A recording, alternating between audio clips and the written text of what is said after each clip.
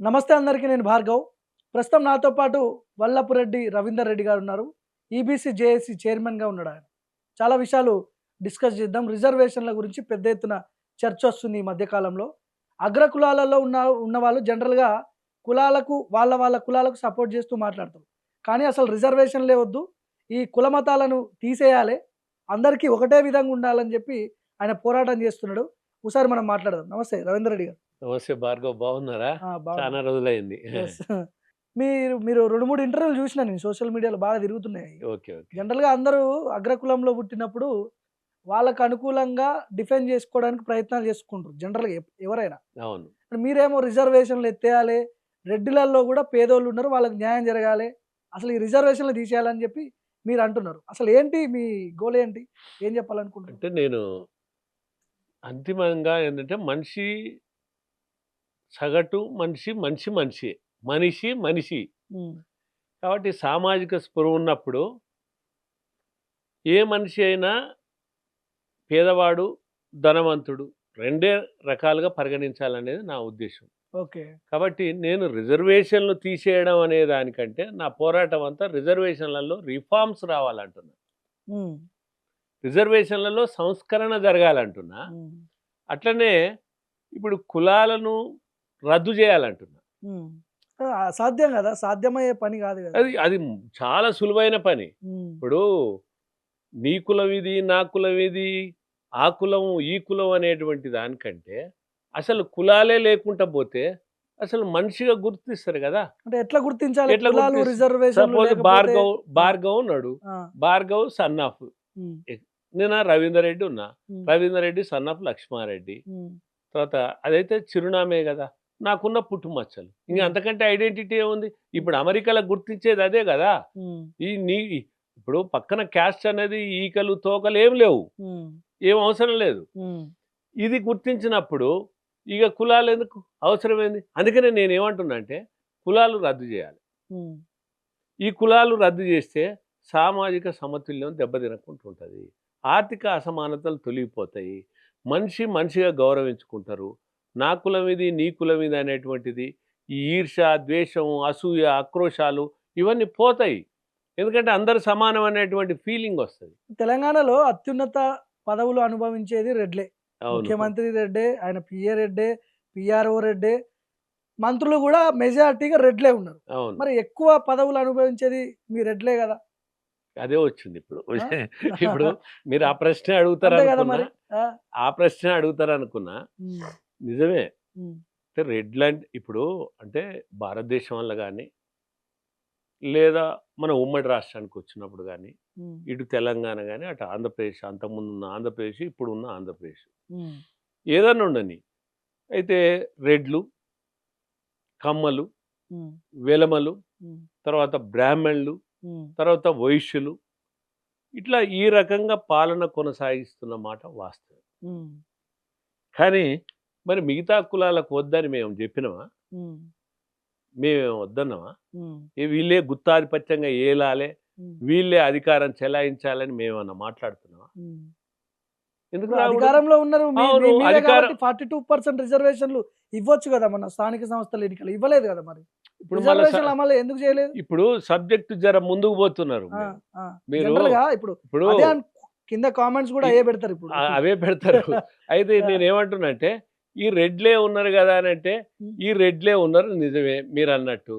రెడ్లు ఎమ్మెల్యేలున్నా, రెడ్లు మంత్రులున్నా, రెడ్లు ముఖ్యమంత్రులున్నా, ఏమన్నా వాళ్ళిళ్ళల్లో సౌభాగ్యం ఉంది. హ్మ్. వాళ్ళిళ్ళల్లో సౌభ్రాతృత్వం ఉంది గానీ, హ్మ్. ఈ రెడ్లందరికీ ఏమన్నా వీళ్ళ ఆస్తులేమన్నా పంచిస్తారా? లేకపోతే వీళ్ళంతా ఏదన్నా వీళ్ళందరి ఇళ్ళలకు ఏదన్నా దీపాలు వెలిగించినట్టయితదా? హ్మ్. అసలు అధికారం చెలాయించే వాళ్ళ ఇండ్లల్ల సౌభాగ్యం ఉంటది.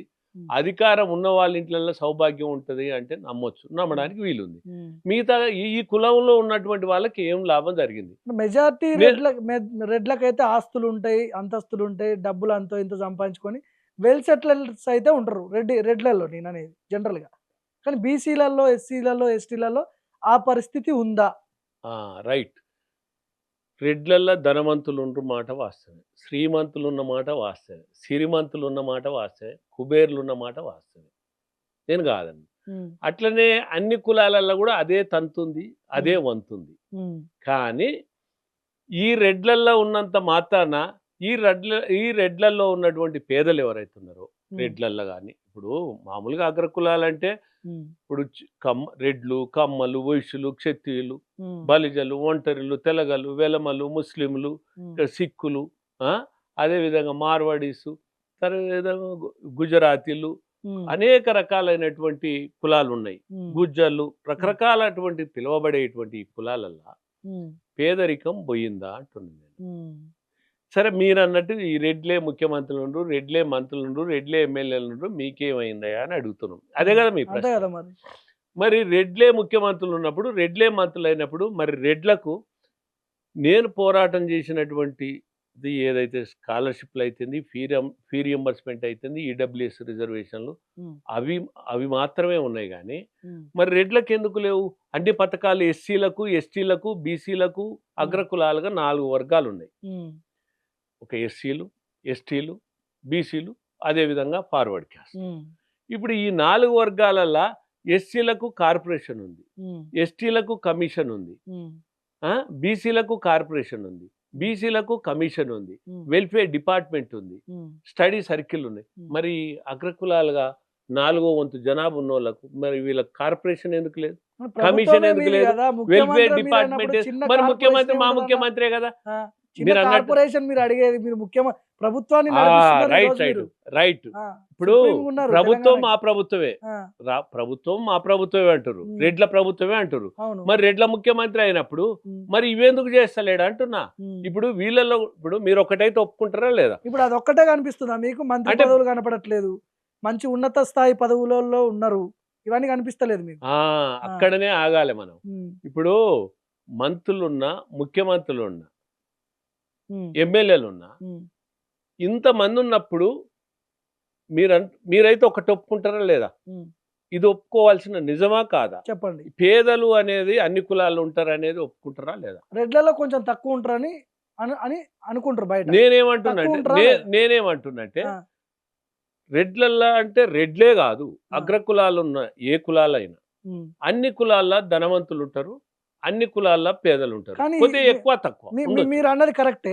ఉమ్. మీరు ఈ క్వశ్చన్ కి సమాధానం చెప్పండి. రెడ్లలో మెజారిటీగా పేదలు ఉంటారా, పైసలు ఉన్నోళ్ళు ఉంటారా? మెజార్టీగా పేదలు ఉంటారు, పేదలు ఉంటారా? పేదలు ఉంటారు, ఓకే. పేదలు ఉంటారు, మెజార్టీగా పేదలు. ఇది నగ్న సత్యం, నిలువుటద్దంలో నగ్న సత్యం. ఉమ్, కానీ ఇక్కడ ఏదైతే ఉన్నదో ఈ అధికారము అనేది ఏదైతే ఉన్నదో దానివల్ల ఏంటంటే ఈ రెడ్లకు అగ్రకులం అనే ముసుగుదొడిగి ఉమ్, ఈ అభివృద్ధికి దూరం ఉంచి అవకాశాలు దక్కకుండా చేయడమే ఒక ఒక ఒక తంతు అయిపోయింది ఇప్పుడు ఉమ్, మామూలుగా. ఉమ్, ఎందుకంటే నీకేందంటే ఫార్వర్డ్ క్యాస్ట్, ఉమ్, అది దానివల్ల కులం కూడు పెడుతుందా మీరు చెప్పండి? ఉమ్.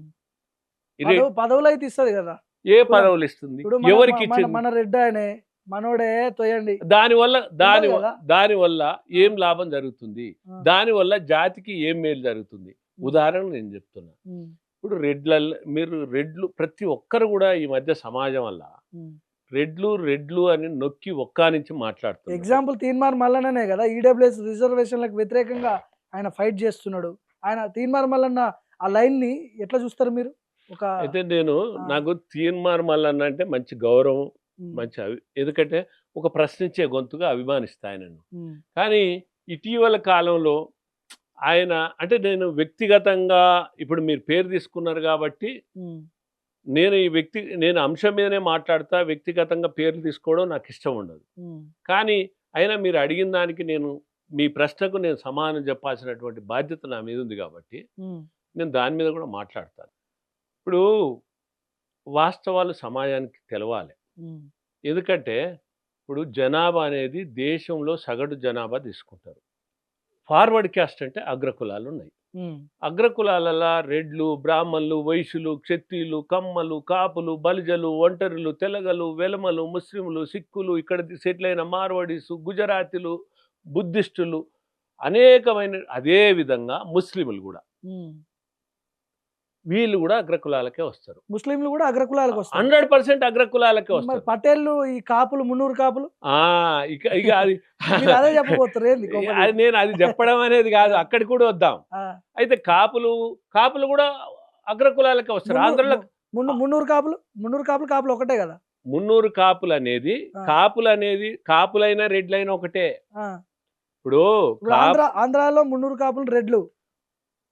కాపులు ఓసీలు అగ్రకులాలు ఆంధ్రలో. ఉమ్, అయితే మీరన్నట్టు ఈ కాపులు ఇక్కడ తెలంగాణకు వచ్చే వరకు బీసీలుగా పరిగణిస్తున్నారు. ఉమ్, అది కూడా ఏంటంటే 1975 తర్వాత పి శివశంకర్ అనే వ్యక్తి ఉమ్, కాపులను బీసీలుగా ఇక్కడ జొప్పించిండు. ఉమ్, ఉమ్, అయితే కాపులల్లో వెనుకబాటు ఉందా మీరు చెప్పండి? ఉమ్, కాపులల్లో సామాజిక వెనుకబాటు ఉందా? ఉమ్, కాపు కులం మీద చిన్న చూపు ఉందా? ఉమ్, తర్వాత పేదవాళ్ళు ఉన్నారు. ఉమ్, మీరు పేదవాళ్ళు ఉంటే ఈడబ్ల్యూఎస్ ఉంది కదా. ఉమ్, అన్ని కులాలు ఉన్నట్టు ఆర్థికంగా వెనుకబడిన వాళ్ళకు ఈడబ్ల్యూఎస్ ఉంది కదా. ఉమ్, మరి ఒకవేళ నిజంగా కాపులల్లో పేదరికమే ఉందనుకో ఉమ్, ఈడబ్ల్యూఎస్ ఉపయోగించుకోవచ్చు కదా. ఉమ్, మరి బీసీలలో ఎందుకు ఉండాలి? ఉమ్, బీసీలకు అన్యాయం చేసినట్టే కాదా? ఉమ్, అందుకనే నేనేమంటున్నంటే ఉమ్, అసలు మాట్లాడే వాళ్ళు బీసీలు అంటే ఏంది, ఉమ్, దానికి నిర్వచనం చెప్పాలి. ఓకే.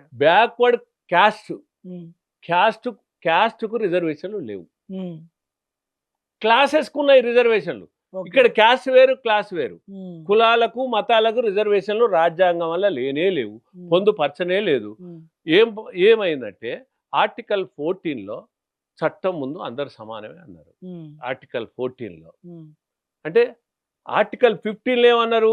అందరికీ సమానమైనవి, అంటే కులము మతము లింగ భేద వివక్షత లేకుండా అందరికీ సమాన అవకాశాలు రావాలన్నారు. ఉమ్, ఆర్టికల్ 16కి వచ్చే వరకు ఏమన్నారంటే 16 and 4 and 5లో 16 క్లాస్ 4, 5లో ఏమన్నారంటే ఫలితం పొందని ప్రయోజనం అందని వెనుకబడిన వర్గానికి అన్నాడు. ఉమ్, ఇక్కడికి వచ్చేవారు ఓకే. అది కులమల్లే ఉమ్, సామాజికంగా కానీ ఆర్థికంగా కానీ ఆ వెనుకబాటు ఉన్న వాళ్ళకు అవకాశాలు కల్పించమన్నాడు. ఉమ్, కల్పించమన్నప్పుడు మరి ఇప్పుడు మీరన్నట్టు రాజ్యాంగం ప్రకారంగా రాజ్యాంగ మౌలిక సూత్రాలకు అనుసరించి కాపులకు సామాజిక వెనుకబాటు ఉందా? ఉమ్, కులం మీద వివక్షత ఉందా? కులం మీద చిన్నచూపు ఉందా? వాళ్ళు బీసీలకు వస్తారా? ఉమ్, ఓకే. అంటే బీసీలకు అన్యాయం చేయడమే కదా. ఉమ్, ఇప్పుడు అంటే తెలంగాణ వేరు ఆంధ్ర వేరు కదా. ఎక్కడ ఇప్పుడు ఆంధ్ర వేరు, తెలంగాణ వేరు ఇప్పుడు కదా. భారతదేశం వల్ల అంతర్భాగమే కదా. అంతర్భాగమే. అట్లంటే మరి రెడ్లు అక్కడక్కడ రాష్ట్రాల ప్రకారం అక్కడక్కడ మరి రిజర్వేషన్ రెడ్లు ఉన్నాయి, ప్రభుత్వం నిర్ణయిస్తది. రెడ్లు అగ్రకులాలు అని అంటున్నావు, ఉమ్, మరి రెడ్లు ఫార్వర్డ్ క్యాస్ట్ అని అంటున్నావు. ఉమ్, రెడ్లు కర్ణాటకలో ఏంది? ఉమ్, కర్ణాటకలో బీసీలు, ఉమ్, తమిళనాడులో బీసీలు, ఉమ్, మరి అట్లాంటి ఏంది? ఉమ్. కాబట్టి మీ లెక్కన కానీ మాట్లాడినప్పుడు రాజకీయాలను మెజార్టీగా శాసించేది మాత్రం రెడ్లే కదా. ఆంధ్రాలో అయినా తెలంగాణలో అయినా ఈ కుల రాజకీయాలు అనేది దాన్ని ఎవరు ఆపలేరు. ఇక్కడ నేను అందుకనే ఏమంటున్నా, నల్గొండ పోతే కోమటిరెడ్డి బ్రదర్స్ అందుకనే నేనేమో నడుస్తుంది. ఖమ్మం పోదాం, పొంగులేటి శ్రీనివాస్ రెడ్డి ఉన్నాడు, వాళ్ళ హవా నడుస్తుంది. మెజార్టీగా శాసించేది మాత్రం మీరే అందుకనే కదా. నేనేమంటున్నా అంటే కులాలను రద్దు చేయాలి. ఉమ్, ఆ రద్దు చేస్తే ఇక శాసించుడు ఎక్కడిది? ఉమ్, ఏముండదు. ఉమ్, ఇప్పుడు నా కులం నీ కులం అనేది ఏముండదు. ఉమ్, అప్పుడు అసమానతలు కూడా ఉండవు. ఉమ్. అయితే మీరన్నట్టు ఆ. పొంగులేటి రిజర్వేషన్లు రద్దు చేయడం వల్ల ఇంకో ప్రమాదం కూడా ఉంటది కదా. రిజర్వేషన్ రద్దు చేయమంటలేను. ఇప్పుడు మీరే మళ్ళా అప్పుడు ఇంకా పెద్ద ఎత్తున లేదు రిజర్వేషన్ మీరు ఇక్కడ పదవులు, ముఖ్యమంత్రి పదవులు తీసుకున్నప్పుడు లేదు. అందుకనే చర్చ రాదు కదా. నేనేమంటున్నా అంటే రిజర్వేషన్ రిఫార్మ్స్ తెమ్మంటున్నా, ఉమ్, రద్దు చేయమంటలేను. ఉమ్, రిజర్వేషన్లు ఎవరికి అవసరమో వాళ్ళకు తీసుకురమ్మంటున్నా, ఉమ్, ఎవరికి అవసరమో వాళ్ళకు కావాలంటున్నా, ఉమ్, ఎవరికి ఫలితాలు కావాలనో వాళ్ళకు పొందాలి. ఉమ్, ఎవరికి ఏదైతే అంటే అందుకనే నేను ఏమంటున్నా అంటే ఆ కుటుంబాల యొక్క ఆర్థిక స్థితిగతులను అధ్యయనం చేసి ఉమ్, వాళ్ళకు ఒక పాస్బుక్ లాగా ఓకే. వాళ్ళకు ఎలిజిబిలిటీని ఇవ్వాలి. ఉమ్, దాన్ని ఏమంటారంటే ఎంపారికల్ డేటా అంటారు. ఉమ్, అట్లా చేయమంటున్నా. అట్లా చేసినప్పుడు ఏమవుతుందంటే అర్హులకు రిజర్వేషన్లు అందుతాయి, అనర్హులు తొలగిపోతారు, కులాలు ఉండవు.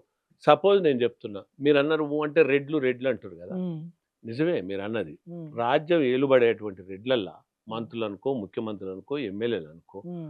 వాళ్ళ పిల్లల్ని ఎవరైనా ఈ ఏది ఉద్యోగాలకు పంపిస్తారా? వాళ్ళంతా బిజినెస్లు చేసుకుంటారు అంత కదా. బిజినెస్లు, ఇండస్ట్రీలు, పారిశ్రామికవేత్తలు, వాణిజ్యవేత్తలు ఈ విధంగా ఉన్నప్పుడు వాళ్ళకు ఉద్యోగాలతో ఏం పని ఉంది? నేను అడిగేది ఏం అడుగుతున్నా, రాయితీలు అడుగుతున్నా అగ్రవర్ణ పేదలకు, విద్య ఉపాధి ఉద్యోగం స్వయం ఉపాధి అడుగుతున్నా నేను, రాజ్యాధికారం అడుగుతలేను.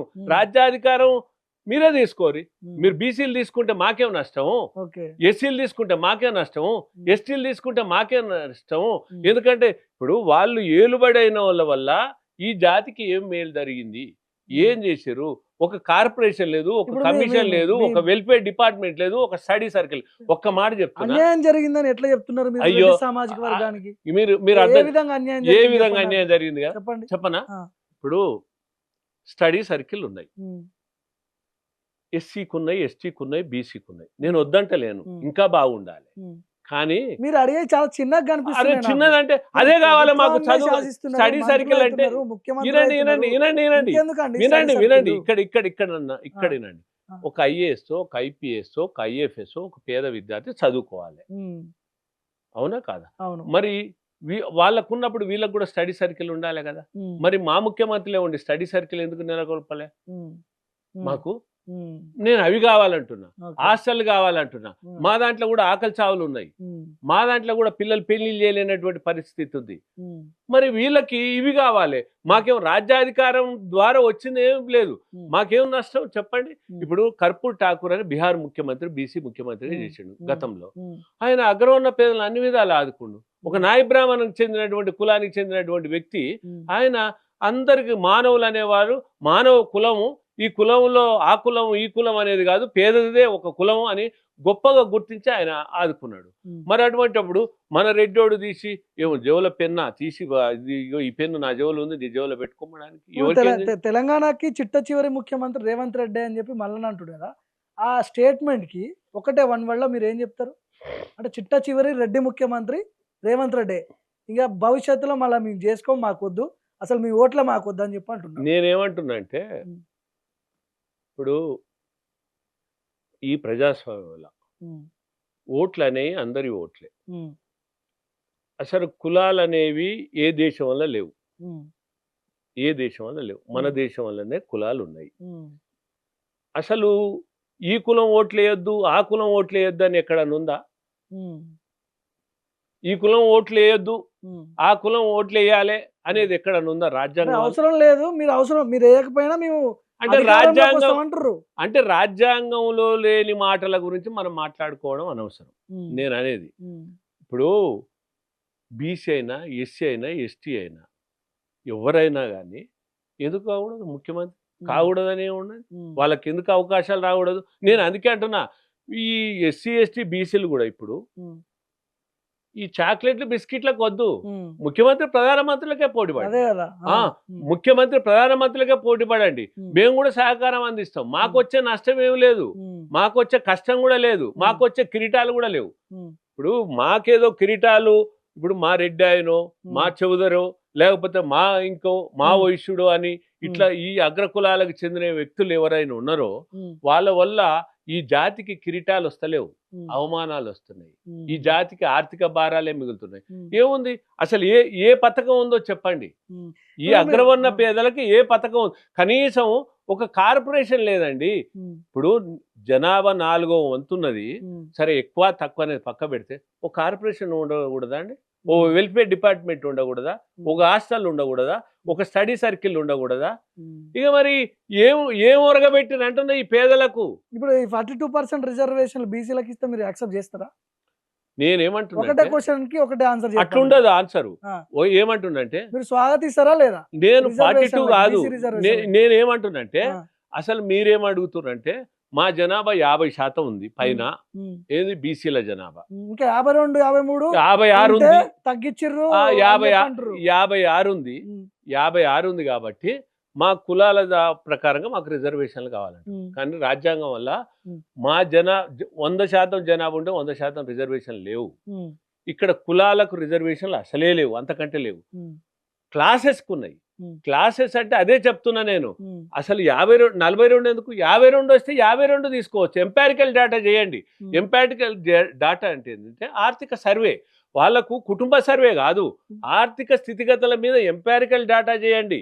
ఎవరు రిజర్వేషన్లకు అరువులో వాళ్ళనే ఉంచండి. జనాభా ప్రాతిపాదికన ఉండవు జనాభా ఎంతమంది ఉంటే అంతమందికి ఇస్తే అట్లా అయిపోతుంది లేవు కదా. ఆ. అంబేద్కర్ రాసిన రాజ్యాంగం మెజార్టీగా ఎవరు ఏ సామాజిక వర్గం ఉన్నారో ఏ కులాలు ఉన్నారో వాళ్ళకి ఇచ్చేస్తే ఇప్పుడు అయిపోతుంది. అట్లా కాదు. టాటా బిర్లా ఉన్నాడు, ఆ. అదాని అంబానీ ఉన్నాడు, ఉమ్. ఆయన బీసీ అయితే ఆయనకు రిజర్వేషన్ ఇవ్వాలా చెప్పు.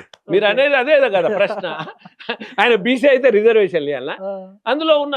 అందుకనే నేను అట్లాంటి ఏమంటున్నా, వాళ్ళని కుల- కొద్దిగా ఎగ్జామ్షన్ ఇచ్చి తీసి ఉన్న అన్ని- వాళ్ళకి ఇవ్వాలి.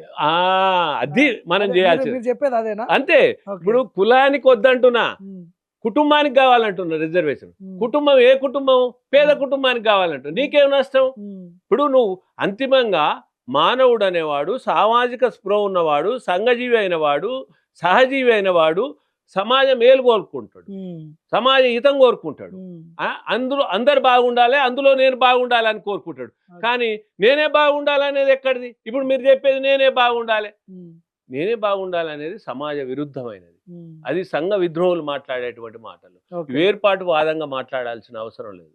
ఆ రకమైనటువంటి వాతావరణం క్రియేటివ్ చేస్తారు. ఇప్పుడు అందుకనే సోకాళ్ళు ఇప్పుడు కొంతమంది కుల పెద్దలు అనుకో, కుల సంఘాలు ఉమ్. కూడా ఉమ్.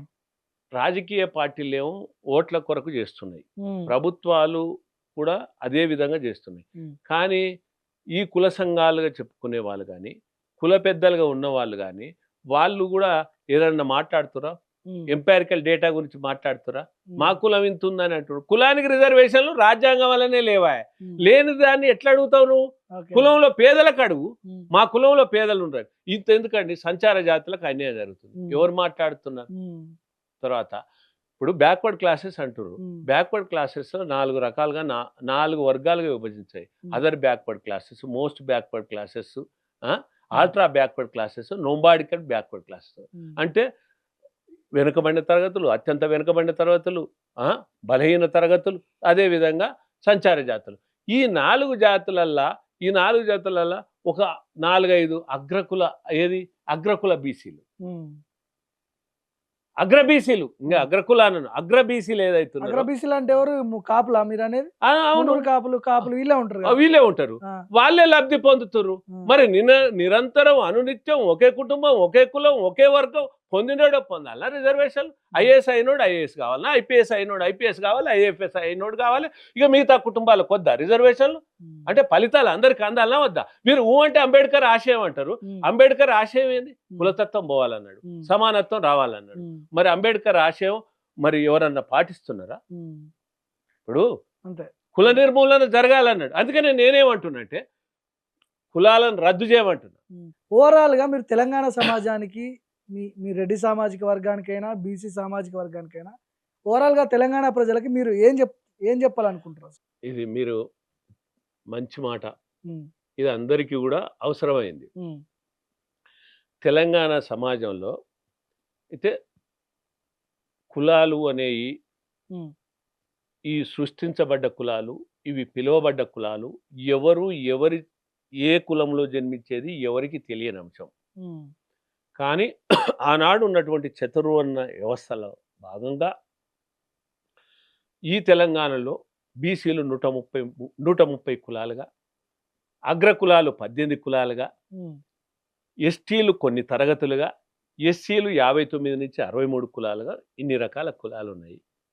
నేనేమంటున్నా అంటే కులాలను రద్దు చేసినప్పుడు మనం గతంలో ఏదైతే అన్నదమ్ములు, అక్కచెల్లెళ్ళు, బావబామార్దులు వరుసలు పెట్టుకుని ఏదైతే ఉన్నాయో అన్ని ఆ విధంగానే మన సహజీవనం అందరూ కలిసిమెలిసి జీవించాలంటే ఈ కులాలు రద్దు చేయాలి. రద్దు చేయడానికి మనమంతా సమాయత్తంగా పోరాటం చేయాలి. ప్రభుత్వాల మీద, ఓకే. రాజకీయ పార్టీల మీద ఒత్తిడి తేవాలి. నెంబర్ 1.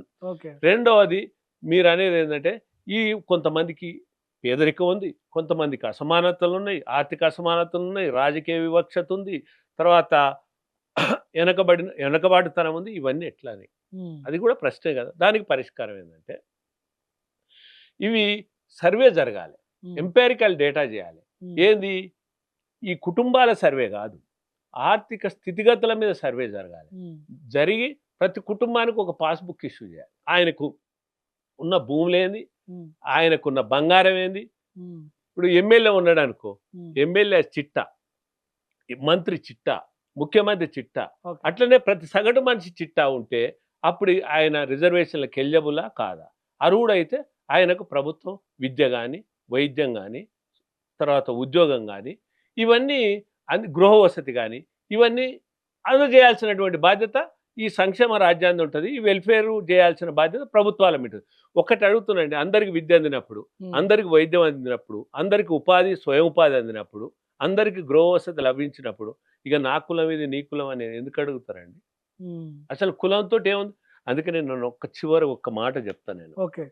ఒక్కటే మాట నేను ఏం చెప్పదలుచుకున్నంటే, వేమన గారు ఏమన్నాడంటే, ఈ కులాలు గానే కాదు, ఏదైనా కానీ ఆర్థికమే అంటే డబ్బున్నోడే, అంటే డబ్బు ఏ మనిషికైనా కానీ డబ్బు ఉంటే అదే పైచేయి అవుతుంది. ఈ కులాలు ఇవన్నీ వీటితోటి కాదని ఆ రోజు ఏమన్నాడంటే, కులము కలవారు గోత్రంబు కలవారు, కులం ఉన్నా గోత్రం ఉన్నా విద్య చేత విర్రవీగువాడు పసిడి కలిగిన వానికి బానిస కొడుకు. నువ్వు ఎన్నెన్న కులం ఉండని, గోత్రం ఉండని, విద్య ఉండని, ఏది ఉన్నా కానీ పసిడి ఉన్నవానికే బానిస అవుతుంది. కాబట్టి విశ్వదాభిరామ వినరవేమ 400 సంవత్సరాల క్రితమే ఏమన్నాడంటే, ఎవడైతే ధనవంతుడు ఉంటాడో ఆ ధనవంతునికి ఇవన్నీ ధనవంతుని కిందనే. కాబట్టి నేనేమంటున్నా అంటే, అందరూ ధనవంతులైనప్పుడు ఈ కులం ఏం చేస్తుంది, ఈ గోత్రం ఏం చేస్తుంది, ఇవన్నీ ఏం చేస్తాయి? అందుకని ఈ కులాలన్నీ రద్దు చేస్తే అందరు సమానులు అయినప్పుడు ఇవన్నీ పోతాయి. 400 సంవత్సరాల క్రితమే వేమన చెప్పిన మాట. అన్నిటికంటే పై చేయమనబడ్డది మనిషి ఏదైతే ఆర్థిక పరిపుష్టి ఉంటుందో, ఆర్థిక పరిపుష్టి ఉన్నవాడే బలవంతుడు అని చెప్పాడు వేమన. ఓకే. అందుకనే నేనేమంటున్నా అంటే, ప్రతివాడు ఆర్థిక పరిపుష్టి అయినప్పుడు ఇక ఎక్కడి కులాలు, ఎక్కడి గోత్రాలు? అందుకనే నేనేమంటున్నా అంటే, కులాలు రద్దు చేయాలి, రిజర్వేషన్లలో రిఫార్మ్స్ తేవాలి. ఓకే. అది నేను చెప్పలేదు. ఓకే అన్న, thank you so much. Okay, ధన్యవాదాలు.